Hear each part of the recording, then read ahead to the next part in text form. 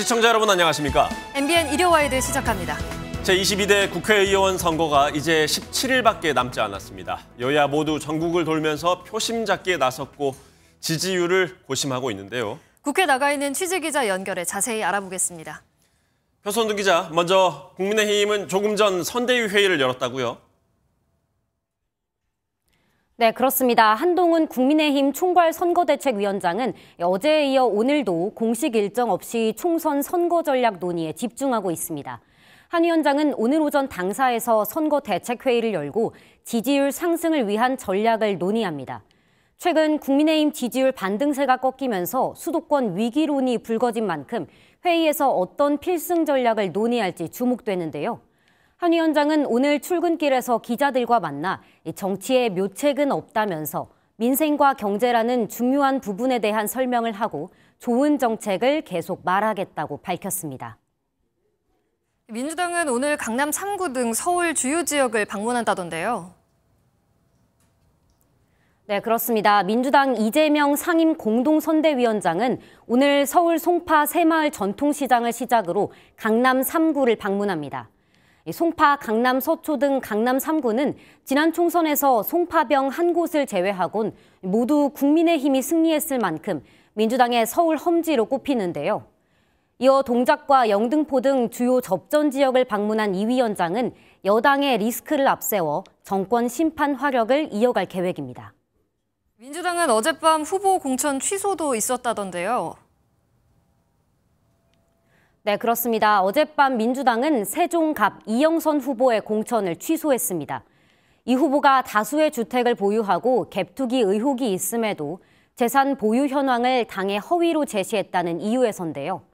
민주당은 무공천으로 상대 진영의 의석을 헌납하는 것은 당으로선 피해지만 국민 눈높이에서 용인할 수 없다며 공천 취소 외에 법적 책임까지 묻겠다고 밝혔습니다.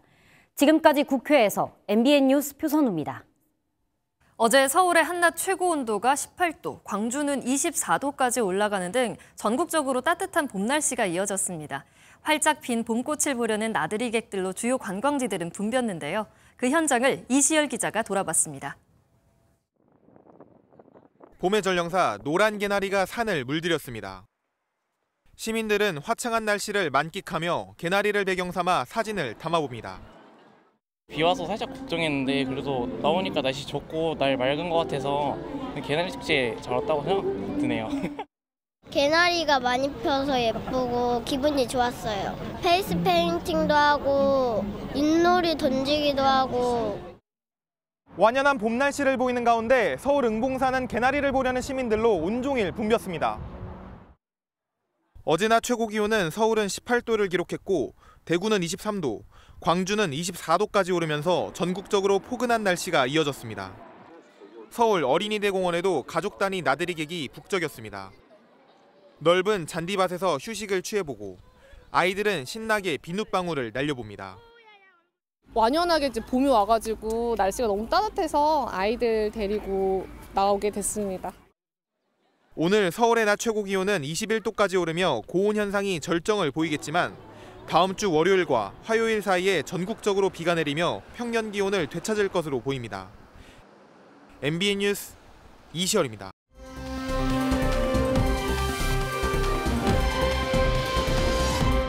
한 주간 있었던 총선 관련 소식 자세히 짚어보겠습니다. 네 분 모시고 함께합니다. 국민의힘 김윤영 부대변인, 여선웅 전 청와대 행정관, 이종근 시사평론가, 정기남 조선대 정치외교학과 개건 교수 나오셨습니다. 어서 오세요. 네, 안녕하세요. 어서 오십시오. 총선이 가까워지면 가까워질수록 뜨거운 사건들 그리고 이슈들이 계속 더 자주 불거지는 것 같습니다. 오늘 여당 관련한 내용부터 짚어보려고 하는데요. 당정 간의 갈등이 심해지는 게 아니냐 싶었더니 바로 봉합 수순으로 들어가는 분위기가 됐습니다. 이 소식부터 짚어보죠. 영상 보고 대담 시작하겠습니다.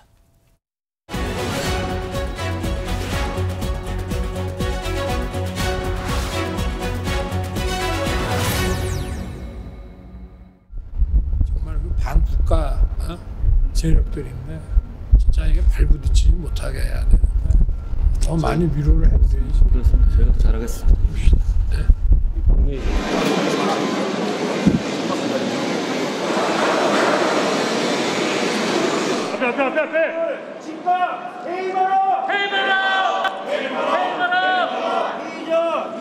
체류하는 기간 동안에 공수와 일정이 조율 잘 되어서 조사받을 수 있는 그런 기회가 있으면 좋겠다는 생각입니다. 지금 한 호주 간에 계획되어 있는 외교장관, 국방부 장관 2+2 회담 준비와 관련한 업무를 많이 하게 될 겁니다. 지금까지 정말로 문제가 있었으면 빨리 조사하고 끝내야 되는 것입니다. 그런데 아직 준비가 안 됐다면 이건 공수처와 민주당이 총선 앞두고 정치질을 한 겁니다. 공수처가 선거 개입 정치질을 하는 것이 아니라 한동훈 위원장이 수사 개입과 저질 정치질을 하고 있습니다. 뭐 아침에 누가 그러던데요? 제가 선거 끝나면 유학 갈 거라고요? 저는 뭘 배울 때가 아니라 여러분을 위해서 공적으로 봉사하는 일만 남아 있습니다. 퇴임하고 나면 우리 사회와 국민들을 위해서 어떻게 봉사할지 그런 방법은 좀 천천히 퇴임하고 나서 한번 생각해 보겠습니다. 자, 최근 한 일주일 이상간 이종섭 호주 대사 그리고 황상무 전 수석 관련한 이슈로 당정 간의 갈등이 심해지는 게 아닌가 싶었는데 곧바로 이종섭 대사가 조기에 한국으로 이제 다시 귀국을 하게 됐고 황상무 전 수석이 사퇴를 하게 되면서 뭔가 분위기가 수습되는 국면이에요. 더 이상의 당정 간의 갈등은 뭔가 없이 원팀으로 가고 있다 이렇게 우리가 봐도 되겠습니까? 저는 원팀으로 보여집니다. 별로 문제의식이 없어 보여요. 그런 의미에서 원팀이라는 문제의식이 없어 보인다. 예. 황상무 사퇴 수석 사퇴, 이종섭 장관 귀국 예. 이런 임시 뭐랄까 좀 국면을 모면하기 위한 네. 하나의 그런 꼼수 정도로 이 문제를 돌파할 수 있다? 저는 좀 동의하기 어렵습니다. 여권의 봉합이라는 것이 결국은 플러스 효과를 내기 위한 봉합이어야 할 텐데 저는 오히려 마이너스 효과를 낼 가능성이 커 보인다. 자, 지금은 민심은 뭡니까? 선거 상황에서는 즉각적으로 민심에 대응할 수 있어야 되거든요. 네. 그러면 황상무 수석 사퇴, 이종섭 대사 경질을 통해서 즉각적으로 민심을 수용하려고 하는 모양새를 취해줘야 되는 겁니다. 네. 자, 그런데 한동훈 위원장도 대통령님이 말씀 잘 듣겠습니다 얘기하고 있고 대통령은 문제의 본질을 오히려 호도하고 있고 네. 자, 서해 뭐 행사에서 만나서 지금 무슨 얘기했습니까? 결국은 물가는 살인적이고 민생은 죽어가는데 지금 종북 세력 운운하고 있습니다. 국민은 이게요. 뭐랄까 좀 어처구니가 없는 상황을 목도하고 있는 겁니다. 이런 상황을 가지고 여권 정부 대통령과 비대위원장이 봉합이랍시고 하고 있는데 예. 저게 누구를 위한 봉합이냐는 거예요. 결국은 총선 패배를 위한 봉합으로 저는 보인다는 점에서 대단히 안타깝다는 생각이 듭니다. 예, 이종훈 평론가님은 어떻게 보십니까? 일단 한동훈 비대위원장이 요구한 것이 있습니다. 두 가지. 그러니까 황상무 수석이 자진 사퇴하는 것과 그다음에 이종섭 호주 대사가 즉시 귀국하는 것. 네. 그런데 이 두 가지 다 이루어졌거든요. 네. 그리고 공항 현장에 나간 민주당 의원들의 피켓 혹시 기억하십니까? 이렇게 써져 있어요. 즉시 귀국, 즉각 수사. 즉각 수사라는 건 사실 국민의힘에서도 요구하는 거잖아요. 공수처가 즉각적으로 수사를 하지 않았기 때문에. 그러면 지금 대통령실에서는 어찌됐든 한동훈 비대위원장과 국민의힘 당의 입장을 수용했다라고 할 수가 있고요. 그 문제보다는 비례대표 명단과 관련된 이제 이철규 공관위원회 그런 기자회견을 통한 그런 이 충돌 움직임이 사실은 조금 더 리스크가 큰 문제였다고 봅니다. 왜냐하면 뭐 대통령을 대변했다고는 하지만 어쨌든 자신들이 추천했던 어떤 사람들이 들어가지 않은 것을 두고 목소리를 높였지만 그러나 이것도 사실 어떤 의미에서는 해프닝처럼 끝났습니다. 왜냐하면 이철규 공관위원이 목소리를 높였지만 그러나 대통령의 복심이라고 불렸던 많은 후보들, 이용 후보라든지 또 김은혜 후보라든지 많은 후보들이 전부 다 한 목소리로 한동훈 비대위원장과 같은 입장을 표명을 했거든요. 네네. 그래서 이 문제도 사실상 그냥 한 번의 어떤 퍼포먼스로 끝났기 때문에 물론 뭐 말씀하시고 또 우려해 주시듯이 이종섭 전 또 국방장관 현 호주 대사의 문제는 아직 종결된 건 아닙니다. 하지만 그럼에도 불구하고 네. 이 총선 전에 또다시 이 문제가 더 크게 번질 가능성은 저는 없어 보입니다.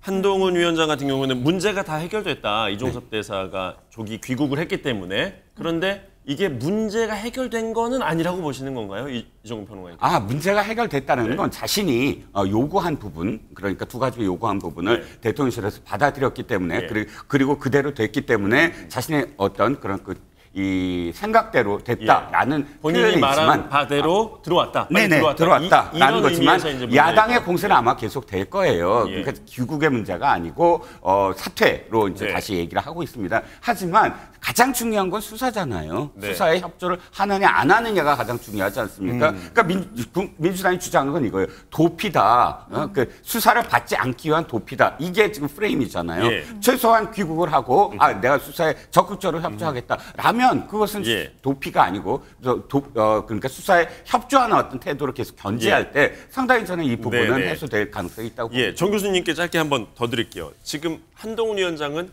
내 말대로 됐다. 조기에 들어왔다. 그러니까 문제가 해결됐다. 이 리스크를 빨리 덮고 넘어가려고 하는 그런 분위기입니다. 해결됐다고 보십니까? 조기 귀국으로 뭐가 달라졌죠? 공수처 수사는 되지 않고 있습니다. 그리고 수사를 공수처한테 왜 수사 안 하냐고 얘기하는 피의자가 어디가 있습니까? 그건 어찌 보면 공수처법 위반이에요. 대통령실에서 수사 안 한다, 공수처법에 관여하겠다는 거거든요. 공수처에. 결국 수사에 대한 판단과 어떤 절차는 공수처가 알아서 할 일입니다. 자, 그러면 지금의 민심은 젊은 해병대원의 사망 사건과 관련된 수사 외압 의혹입니다. 그 본질은 국방부 장관이 주범이든 종범이든 중요한 것은 그 수사의 본질을 밝혀야 되는 거란 말이에요. 그렇다면 결국은 이종석 대사가 주요 피의자 중에 한 사람이었기 때문에 대사 경질을 시키고 민간인 신분으로 공수처 수사를 받도록 하는 것이 본질이다. 그러니까 지금 귀국을 빨리 하냐 마냐 이게 중요한 문제가 그게 중요한 문제는 아니죠. 지적이신가요? 귀국은 공관장 회의 때문에 들어온 거 아니에요? 그분들의 논리에 의하면 우리 야당이 요구해서 들어왔습니까? 그건 아니지 않습니까? 기본적으로 물론 민심에 부응하는 듯한 모양새를 취하려고 했던 것이죠. 그러나 야당이 주장하는 것과 민심이 가리키는 것은 이종섭 대사를 경질시키고 민간인 신분으로 수사받도록 해서 젊은 해병대원의 죽음이 제대로 수사되고 그 수사 외압의 의혹의 실체가 밝혀지기를 바라는 게 민심의 본질이라고 봐야 되겠죠. 저도 한 번만 더 주시면 이 민주당은 이것을 쟁점화해서 계속 총선에 쓰겠다, 사용하겠다라는 의도가 보이는 게 처음에 이 프레임은 어떤 프레임이었냐면 수사를 받지 않기 위해서 도피를 했다, 도주를 했다. 이게 지금 민주당의 주장이잖아요. 가장 중요한 건 도피가 아니라 부임을 했고 그런데 수사를 하기 위해서 수사를 받기 위해서 돌아왔다. 그건 도피의 성격이 아니다라는 걸 입증하니까 그 다음에 얘기는 뭐냐면 아니다. 수사 외압을 했으므로 사퇴를 해야 된다. 이건 그 다음 얘기예요. 그러면 다시 돌아보자고요. 이게 수사 외압이냐? 지금 문재인 정부에서 이미 군 검찰은 수사를 할 수 있는 어떤 권한이 없어요. 군사법원법이 개정이 됐고요. 그럼 수사를 외압한다는 표현 자체가 성립이 안 되는 것이고요. 당시에 국방장관 쪽에서 뭘 요구했냐면 해병대 수사단장이 경찰에 이첩을 할 때 8명을 전부 다 이첩을 했어요. 그런데 국방부 쪽에서 봤을 때 그 8명이 문제가 있는 게 예를 들어서 중사부터 사단장인데 그 중사는 사람을 살리기 위해서 엄청 노력을 많이 했어요. 2사람이나 병사를 살린 사람입니다. 최선을 다한 중사까지도 무슨 지금 제대로 자신의 할 일을 못했다라고 수사에 이첩하는 게 너무 가혹하다. 그러니까 정확하게 8명에 대한 혐의를 적시를 해서 보고를 하라라고 했는데 수사단장이 나 그렇게 할 수 없다라고 그냥 이첩해버린 것. 명령을 어긴 것이 문제가 됐는데 도리어 외압이다, 뭐 법에도 없는 외압이다라는 형식으로 해서 지금 윽박하고 하는 것이 정치 쟁점으로 만들겠다라는 뜻이다라는 겁니다. 이 이슈 관련해서 이 공수처에 관한 부분 조금 더 이어서 짚어보죠. 그 한동훈 위원장이 공수처가 정치 행위를 하고 있다라고까지 지적을 했는데 혹시 이 영상이 들어와 있으면은 저희가 잠시 후에라도 봐보기로 하고요. 여선웅 부대변인, 우리 지금 공수처 이종섭 대사 귀국에도 소환 조사도 하지 않고 정치 행위를 하고 있다라고 한동훈 위원장이 지적을 하고 있어요. 이 지적에 대해서는 어떻게 반박을 하시겠습니까? 그러니까 지금 여권과 또 대통령실은 공수처가 수사를 제대로 안 하고 있고 야당이랑 같이 공작하고 있다. 한동훈 위원장 표현대로는 정치질을 하고 있다 이렇게 이야기를 하는데요. 지금 이 국면을 수습하기 위해서는 논리적으로 이 상황을 설명하려 들면 안 됩니다. 그러니까 이제 큰 틀에서 보면은 이게 이제 용산 이슈거든요. 한동훈 위원장이 비대위원장으로 임명되고 나서 다시 여권에 이제 뭐 어떻게 보면 지지율이 다시 회복세에 들었다가 용산 문제, 황상문 수석, 그 다음에 그 이종섭 임명으로 다시 또 약간 여권 그 지지율에 약간 반전이 일어났거든요. 그러니까 결국에는 지지율 낮은 대통령실, 용산 문제가 총선 국면에서 전면에 나오면은 분위기가 안 좋아지고 이 문제가 이슈가 들어가면은 분위기가 좋아진다. 이게 가장 간단하게 이제 해석을 하면 되거든요. 근데 예컨대 이종석 같은 경우에는, 이종석 대사 같은 경우에는 한국에 있으면 있을수록 호주 대사의 직책으로 있으면 있을수록 이거는 선거 때까지 계속 끌고 가는 거죠. 그러니까 예를 들면은 이종섭 대사가 다시 만약에 호주로 출국한다? 그럼 다시 또 도주 프레임에 또 말리는 거고, 만약에 수사를 받는다고 하면은 다시 어떻게 보면은 이제 뭐 그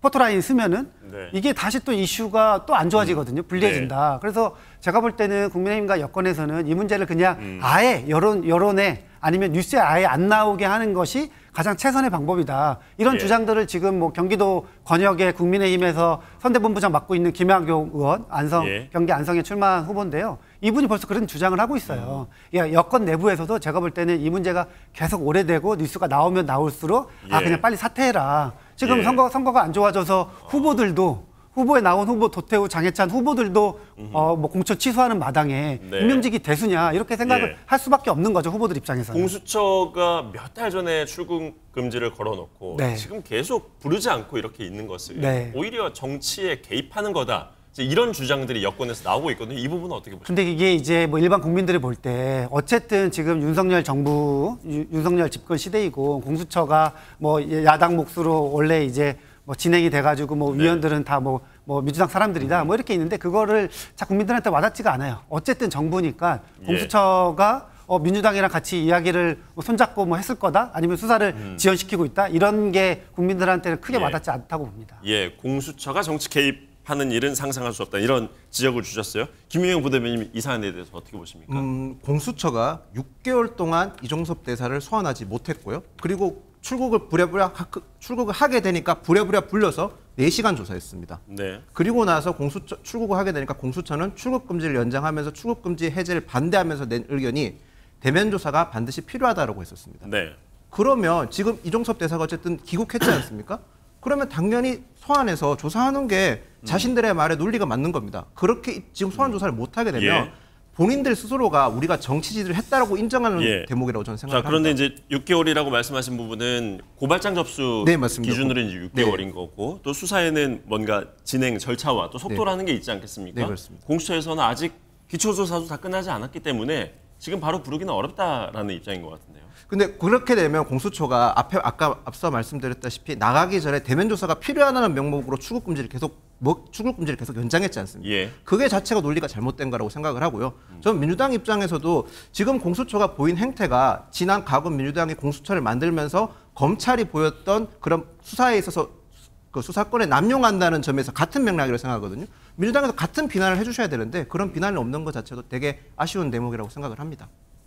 또 국민의힘에선 한동훈 위원장이 박 전 대통령을 예방할 거다라고 예고를 했습니다. 직접 대구 사저를 방문할 것으로 보이는데 이 행보 어떻게 읽어야 되는지 궁금한데요. 마치 뭐 윤석열 대통령이 작년에 11, 12 이렇게 3달 동안 3번 정도 박 전 대통령을 찾아간 바 있거든요. 이게 보수층 결집을 위한 행보로 읽혀졌었는데 비슷한 행보로 봐야 하는 건지 궁금합니다, 정 교수님. 뭐 비슷한 행보로 보여집니다. 뭐 윤석열 대통령의 생각과 한동훈 비대위원장의 생각이 비슷해 보여요.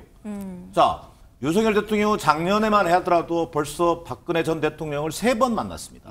물론 뭐 한동훈 비대위원장 같은 경우는 생일 축하 난 정도를 보낸 인연밖에 없는 걸로 알려져 있습니다만 어찌 됐든 어려울 때만 되면 뭐 사골곰탕을 우려먹는 것도 아니고 때만 되면 박근혜 전 대통령을 찾아가는 것을 보면 한동훈 비대위원장이랑 윤석열 대통령은 정말 생각도 비슷하고 철학도 비슷한 사람으로 보여집니다. 아무리 어려워도 그렇죠. 박근혜 전 대통령은요. 국민 80% 여론에 의해서 또 헌법재판소에 의해서 탄핵당한 전직 대통령에 불과합니다. 자, 보수층을 끌어안고 텃밭에서 어떤 그 지지층을 결집시키는 데는 어느 정도 효과가 있을지 모르겠습니다만 지금 박근혜 전 대통령을 만나서 뭔가 청구서 내놓으라고 하듯이 유영하 대변인 측근 공천 줬습니다. 도태우 변호사 공천 줬다. 그러나 국민 여론 때문에 취소할 수밖에 없었습니다. 설명하면서 자 보수층 결집하는데 좀 도와주십시오. 이런 얘기 하려는 거 아니겠어요?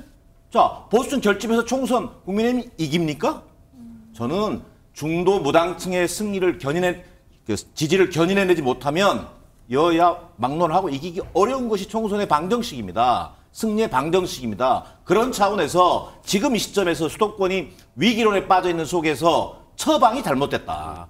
지지층의 보수 지지층의 결집만으로는 총선 성패를 가져오기 어렵다는 점에서 저는 어찌 저렇게 윤석열 대통령과 똑같은 행보를 보이는지 안타깝기 그지없다는 판단입니다. 그런 효과는 있을 수도 있지 않겠습니까? 이 투표율이라는 것도 중요하니까 보수층을 더 결집시키는 효과. 물론 중도층의 이탈은 일부 있겠습니다만 워낙 지금 양당이 갈등이 심한 상태이기 때문에 그런 걸 노린 게 아니겠나 하는 생각이 그런 측면에서 지금 한동훈 위원장이 내놓아야 되는 것들은요. 박근혜 전 대통령 끌어안기라고 하는 것은 이미 할 만큼 다 했다. 효과라고 하는 것이 더 나오기 힘든 재탕, 삼탕의 효과에 불과하다는 얘기를 제가 드리는 것이고 효과가 아예 없단 말보다는 오히려 더 설득력 있고 국민들에게 다가갈 수 있는 이슈 파이팅을 통해서 이걸 극복해내야 되는 것이지. 자, 이를테면 처방이 분명해야 되지 않겠습니까? 자, 처방이 뭡니까? 결국은 물가는 어렵고 민생은 어렵다는데 거기에 대한 처방을 고민해야죠. 자, 그런 의미에서 갑자기 종북 세력을 얘기하고 예를 들어서 색깔론을 얘기한다든지 또는 어느 날 갑자기 또 박근혜 전 대통령을 찾아가서 보수 결집을 호소한다든지 이런 방식으로는 지금의 이 위기 상황을 9회 말 투 스트라이크 상황을 극복해내기 어렵다는 관점에서 지적하는 문제 제기입니다. 이종구 시사평론가님께서는 어떻게 보시나요? 보수층 집결이라고 해석하시나요? 자, 한동훈 비대위원장이 지금 선거 국면 이미 꽤 많은 사람들과 만나고 많은 지역을 다녔습니다.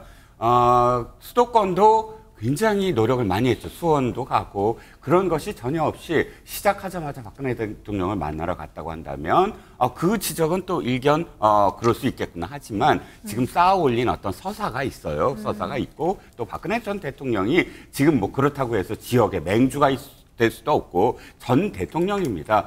그러면 민주당의 많은 의원들과 당 지도부는 왜 걸핏하면 봉화마을에 가지요? 왜 걸핏하면 양산의 평산 책방에 갑니까? 당연히 그분들의 어떤 뭐랄까요? 그분들을 찾아감으로써 통합과 화합의 어떤 그 메시지를 바탕으로 해서 선거를 시작을 해보겠다라는 그런 상징적인 어떤 의미라고 생각을 하고요.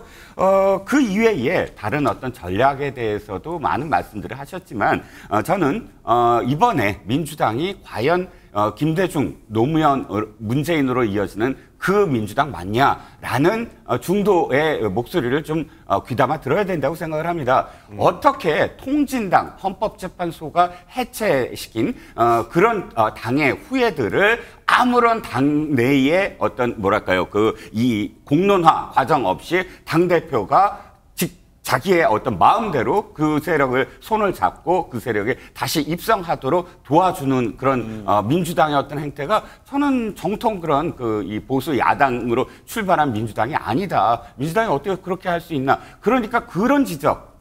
어떻게 종북 세력과 그렇게 손을 잡을 수가 있느냐. 종북 세력을 그렇게 국회에 입성시킬 수 있느냐라는 지적을 거부할 것이 아니라 진짜 겸허하게 다시 되돌아봐야 된다라는 생각입니다. 이번에 이제 예방을 하게 되면 윤석열 대통령에 이어서 또 이런 인연도 있을 것 같아요. 여성전 행정관님. 국정농단 사건을 수사했던 당사자 아니겠습니까? 그런 인연, 만감이 교차할 것 같아요. 양측에서. 어떻게 보세요? 뭐 한동훈 위원장이 윤석열 대통령과 같이 함께 그 국정농단 사건 수사하면서 사실상 박근혜 대통령 이렇게 이제 잉어의 몸으로 이렇게 만든 주인공이기도 하잖아요. 그렇게 되면서 한동훈 비대위원장은 여권의 당대표, 여권의 이제 리더가 되면서 처음으로 박근혜 대통령 아마 예방하는 걸로 공식적으로는 이렇게 이제 좀 알고 있는데요. 그런 의미에서 만남이지 않을까 이렇게 이제 단순하게 좀 생각을 할 수 있을 것 같긴 한데 저는 이제 앞서 이야기 나온 것처럼 이게 이제 선거 초반이나 아니면 한동훈 비대위원장 취임 초반에 이루어졌다고 하면은 의례적인 인사 뭐 이렇게 좀 뭐 해석을 할 수 있을 것 같은데 지금 이제 다음 주부터 이번 주부터 이제 공식 선거운동 이제 곧 이제 시작을 하는데요. 이 시작하는데 첫 메시지가 박근혜 전 대통령이랑 같이 손잡고 보수 결집하는 거다. 이게 과연 지금 뭐 특히 이제 어려운 수도권 서울 민심에 호응하는 메시지일까? 여기에는 굉장히 조금 의문이 있습니다. 뭐 앞서 이야기 많이 나온 것처럼 지금 한동훈 비대위원장이 취해야 될 것은 중도 무당층하게 호소할 수 있는 예를 들면은 뭐 이념적인 이런 메시지 말고요, 뭐 보수 결집 이런 거 말고 그냥 민생 이야기, 앞으로 대한민국 어떻게 끌어나가겠다. 그러니까 이런 이야기 해야 되거든요. 특히나 지금 선거에서는 정권 심판론이 굉장히 되게 센 상황에서는 결국에는 여권이 할 수 있는 거, 여당이 할 수 있는 거는 정책으로 뭐 집권당이기 때문에 뭔가 국민들한테 바로 정치적 효능감을 보여줄 수 있는 그런 메시지들을 점점 던져야 된다. 근데 상황이 코너에 몰리면 몰릴수록 결국에는 뭐 그 표가 눈에 보이는 표, 뭐 쉽게 말하면 박근혜 전 대통령한테 기댈 수밖에 없는데 이런 거를 약간 좀 떨쳐 보내야지 뭔가 좀 승산이 있지 않을까 이렇게 좀 생각을 합니다. 아무래도 이제 선거를 코앞에 둔 시점이기 때문에 모든 행동 그리고 동선이 이제 정치적 뭔가의 의도를 가진 게 아니겠냐 이렇게 해석이 되고 있는 것 같습니다.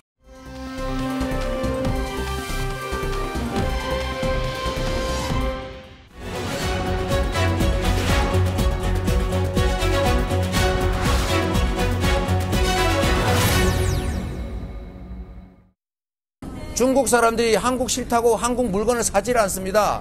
왜 중국을 집적거려요? 그냥 쎄쎄. 대만에도 쎄쎄.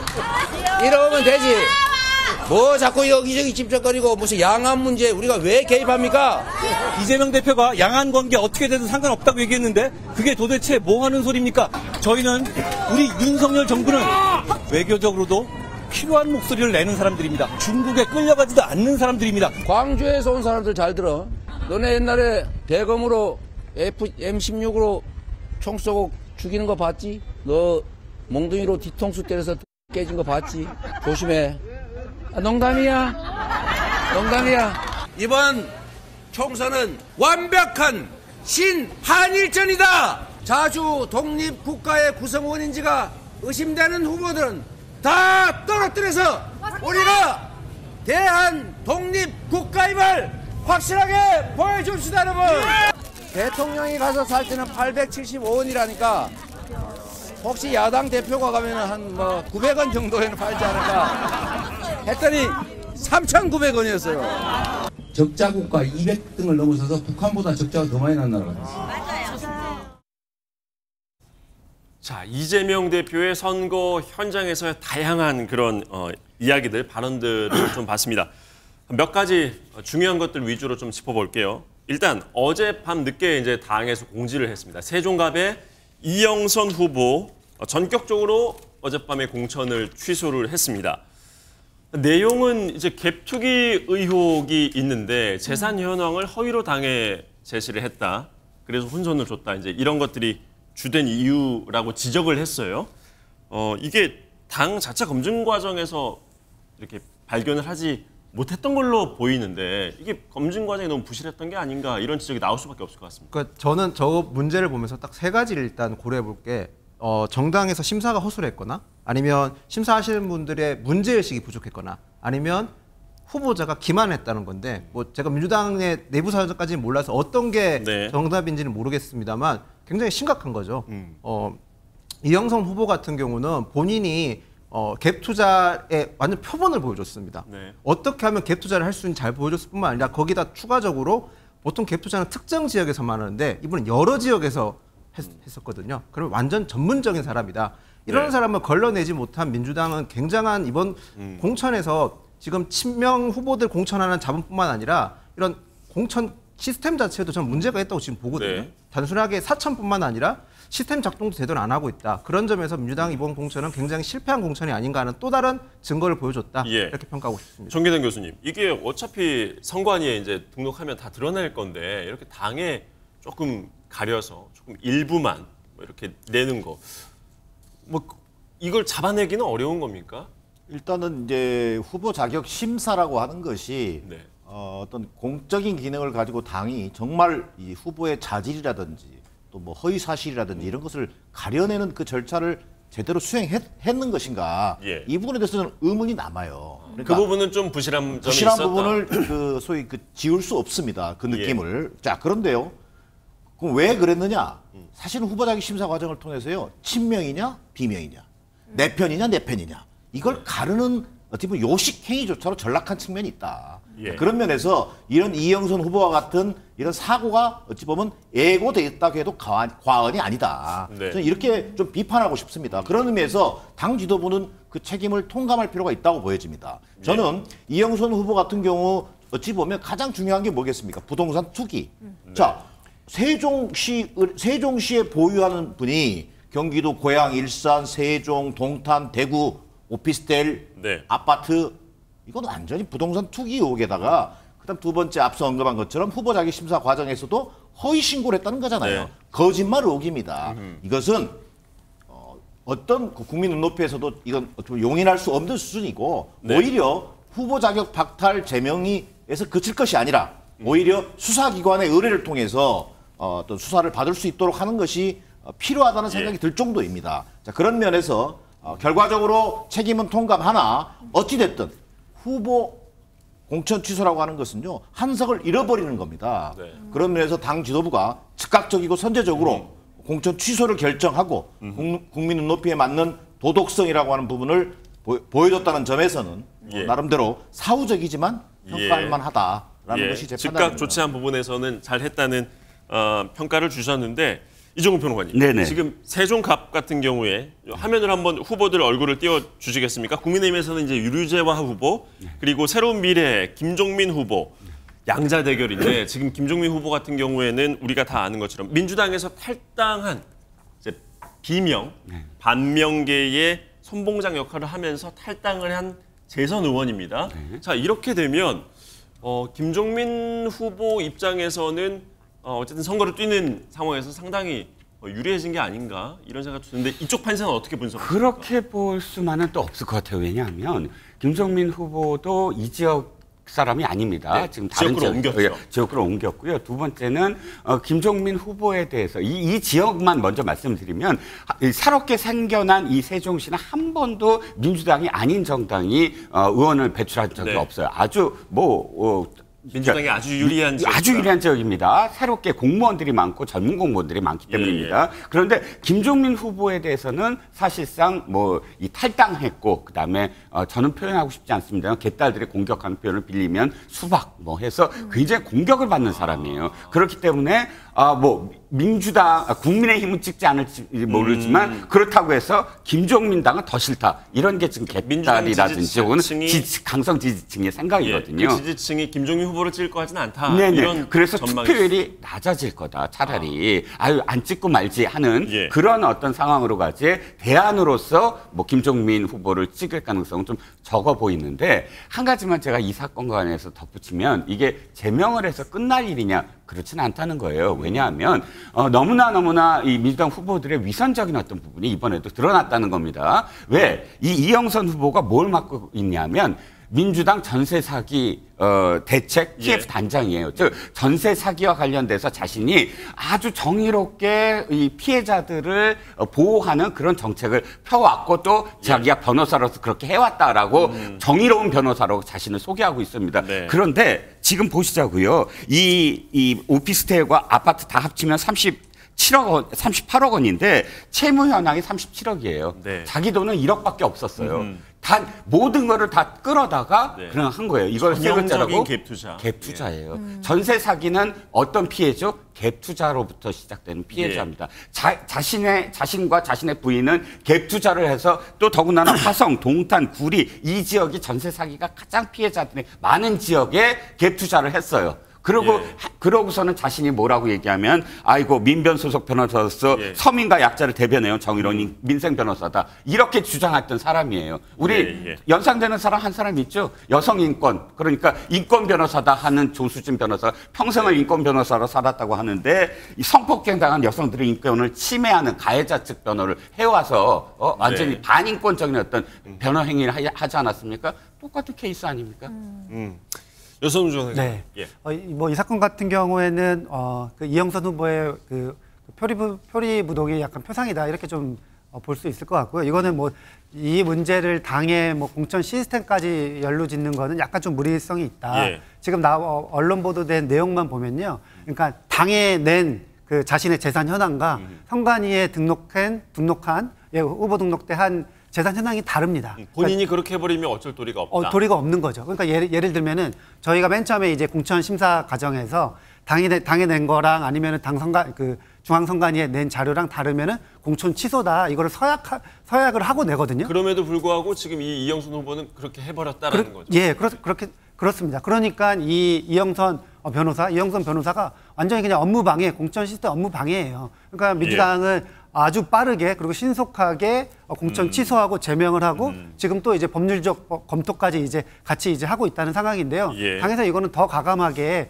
그냥 업무방해죄로 아예 고소를 해야 됩니다. 왜냐면요. 예전에 과거에 국민의힘 계열에서 차명진 후보가 후보 등록을 하고 공천장을 받고 후보 등록을 하고 나서도 당에서 이제 뭐 그 발언으로 문제가 됐는데 네. 그 당시에 당에서 이제 공천 취소 결정을 내렸는데 이 당의 공천 취소 결정이랑 후보 등록이랑 상관이 없습니다. 예. 그래서 이 법적 그 소송을 통해 가지고 빠르게 해가지고 차명진 후보가 이겨요. 네. 그래서 국민의힘 계열에서는 이 공천 취소를 했지만 국민의힘 기호를 달고 출마를 했거든요. 네. 그렇기 때문에 이 문제도 그냥 이렇게 가볍게 넘기지 말고 아까 지금 평론가님께서 말씀하신 것처럼 네. 본인이 전세 사기 변호인처럼 그 이야기를 했는데 이 전세 사기에 관련된 범죄 행위를 한 것으로 지금 보이거든요. 그렇기 네. 때문에 굉장히 세게 나가야 된다, 엄격하게 나가야 된다 이렇게 좀 말씀드립니다. 앞서 이종근 평론가님이 이제 세종갑 지금 민주당 후보들에게 매우 유리한 지역구였다라는데 판이 이렇게 돌아가면은 오히려 이제 국민의힘 후보가 더 뭔가 이 후보 민주당 후보가 사라짐으로 인해서 좀 더 유리한 상황이 될 수도 있지 않을까.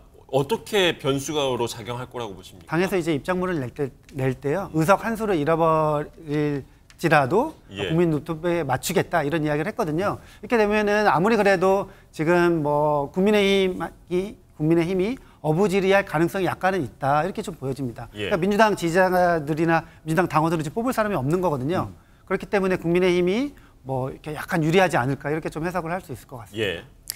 네, 이재명 민주당 대표 현재 유세 현장에서 연일 거친 발언을 쏟아내는데요. 앞선 영상에서도 보셨듯이 이 외교 부분, 연일 정권 심판을 한다면서 외교 부분까지 확대되는 양상이었습니다.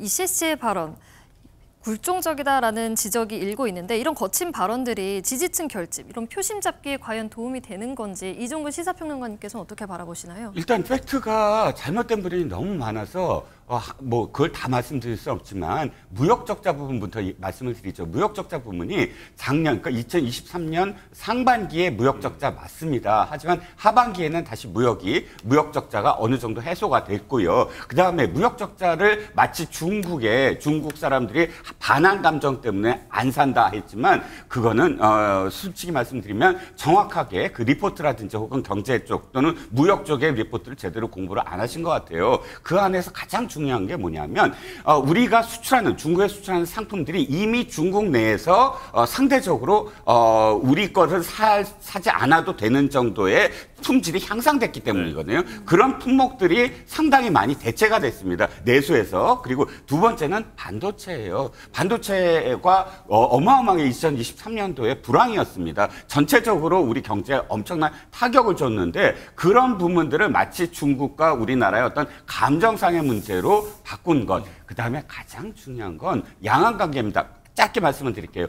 양안 관계가 위협을 받으면 우리는 완전히 무역 말씀하시죠. 무역이 끝납니다. 그냥 끝나버려요. 왜? 우리의 물동량의 3분의 2가 양안에서 와요. 양안을 거쳐서 대만 해협을 통해서 우리나라로 옵니다. 그런데 그쪽에서 전쟁이 나서 만약에 중국이 그 대만을 선점을 한다, 독점을 한다 그러면 그 안에 그 항행의 자유가 없어져요. 그러면 우리한테 엄청난 타격을 옵니다.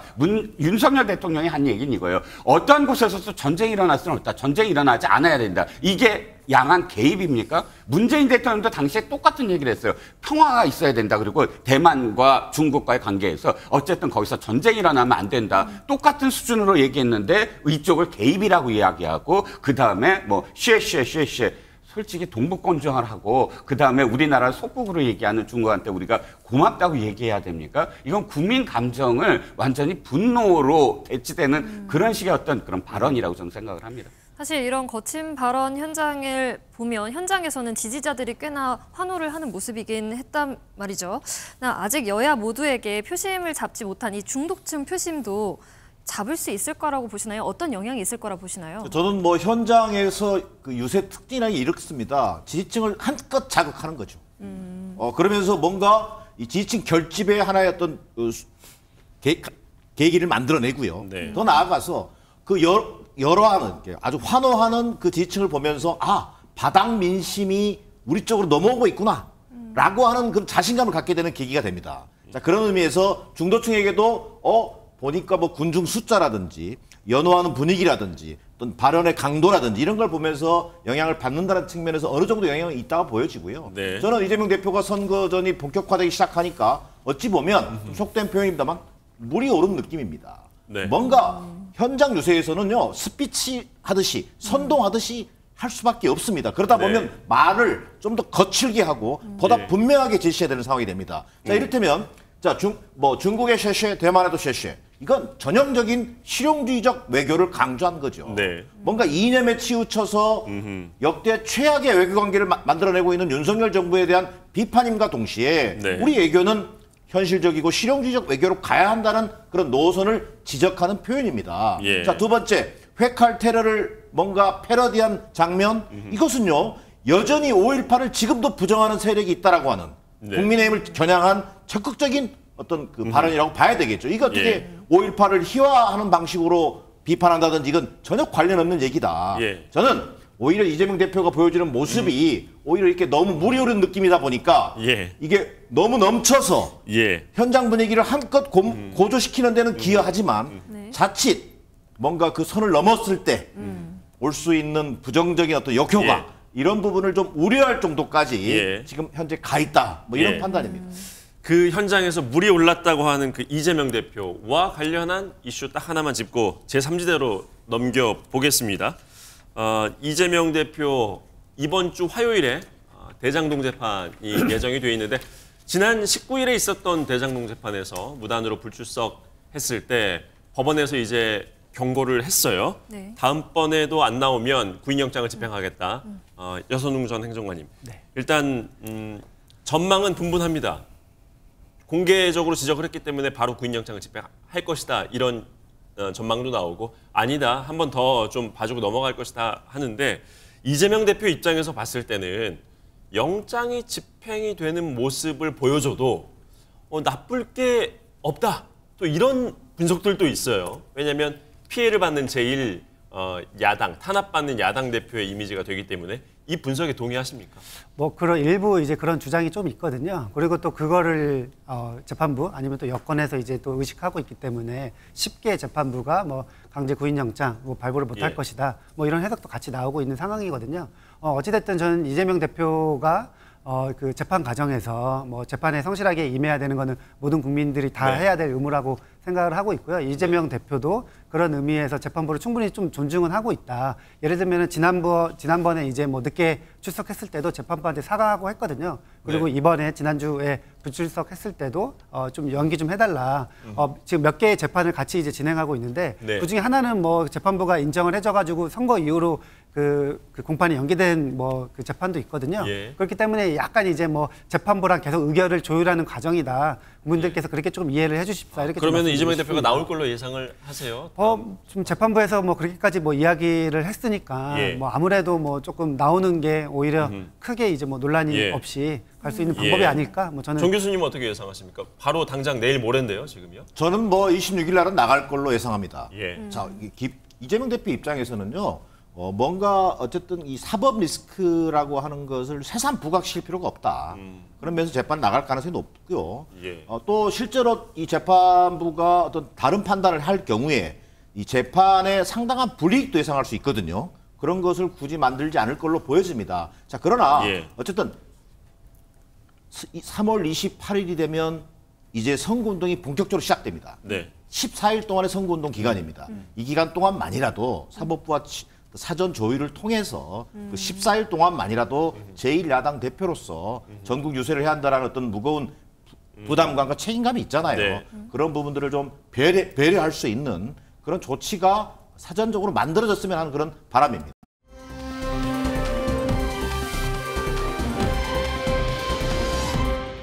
조국 혁신당 대표 그리고 한동훈 국민의힘 위원장 사이의 설전이 요즘에 매우 거칠게 더 붙고 있습니다. 영상 보고 이 부분도 짚어보죠.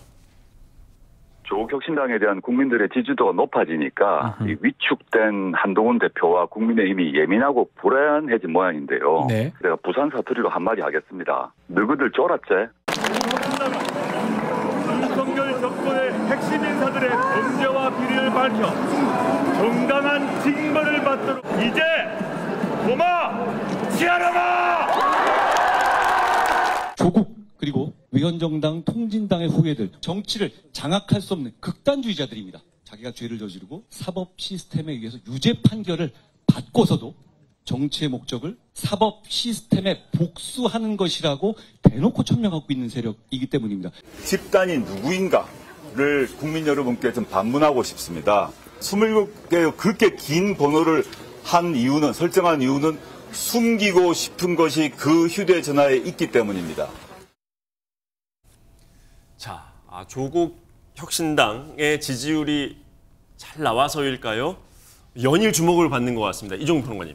조국 대표 말도 좀 더 거칠어지는 것 같고요. 지금 한동훈 특검법이라는 언급까지 했습니다. 그래서 네. 수사받을 준비까지 하라.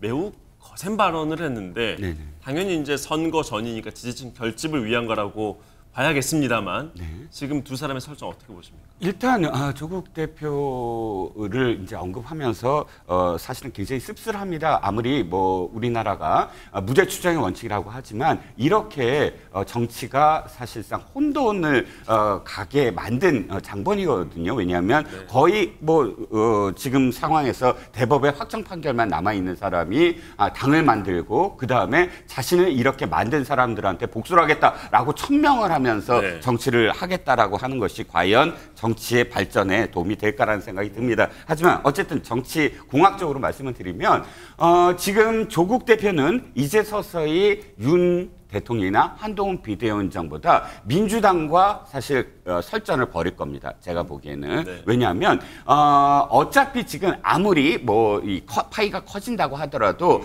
비례에서 46석의 비례에서 양 진영이 팽팽하게 맞섰을 때 가져갈 수 있는 총량이 20석을 벗어나지 못하거든요. 20대 20이라고 맥시멈으로 했을 때. 그러면 그 20을 민주당과 어떻게 나눠 갖느냐에 대한 문제입니다. 그런데 지금은 이미 호랑이의 등에 탔어요. 뭐냐면 지지세가 올라가고 있습니다.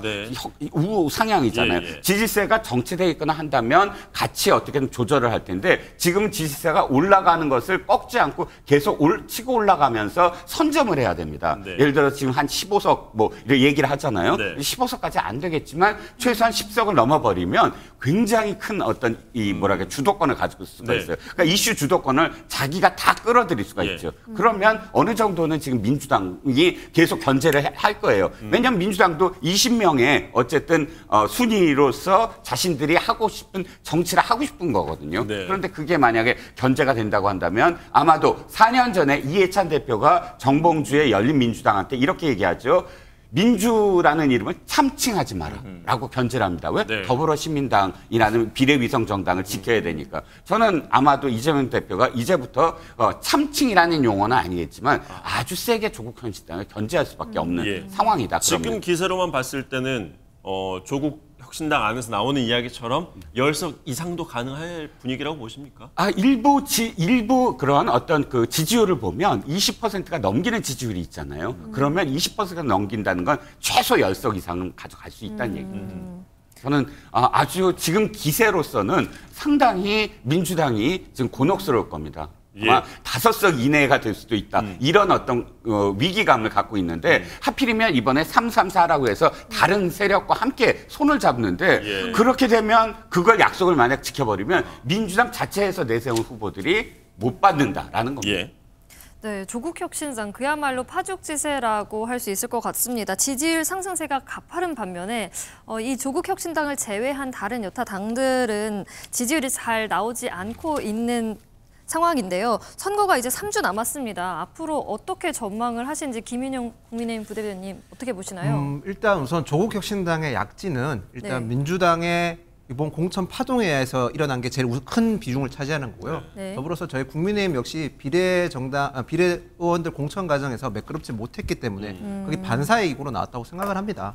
앞으로 시간이 가면 갈수록 저는 조국혁신당의 지지율이 빠질 거라고 예상을 하는데요. 저는 여론조사상에 약간 허상이 있는 게 적극 지지층이 많은 정당일수록 지지율이 조금 많이 또 올라가는 경향이 있습니다. 조국혁신당 같은 경우는 아무래도 지지층이 조금 더 결집력이 더 강하기 때문에 그런 거죠. 여론조사에 응답을 하는 층 자체가 이제 정치 고관여층이다. 맞습니다. 그래서 네. 저런 결과가 나온다. 그 지적이죠. 네, 맞습니다. 그렇게 보고 있고요. 그리고 더 나아가서 앞으로 이제 지금 조국혁신당이 보여주고 있는 메시지 자체가 정책이나 아니면 새로운 비전을 전혀 제시 못하고 있고 오롯이 윤석열 정권 심판론이라든지 아니면 자신의 사적 복수를 위한 걸 메시지가 너무 선명하거든요. 네. 그런 것을 국민들께서 얼마나 받아들일지는 저는 시간이 가면 갈수록 조국혁신당의 정책적인 부분이라든지 아니면 또 다른 새로운 모습을 못 보여주기 때문에 지지율이 빠질 것이고 지금 저 지지율보다는 상당수 하락해서 예상을 석수가 조국혁신당이 주장하는 것만큼은 안 나올 거라 이렇게 예상하고 있습니다. 여선중 행정관님, 이종훈 평론가님께서는 이제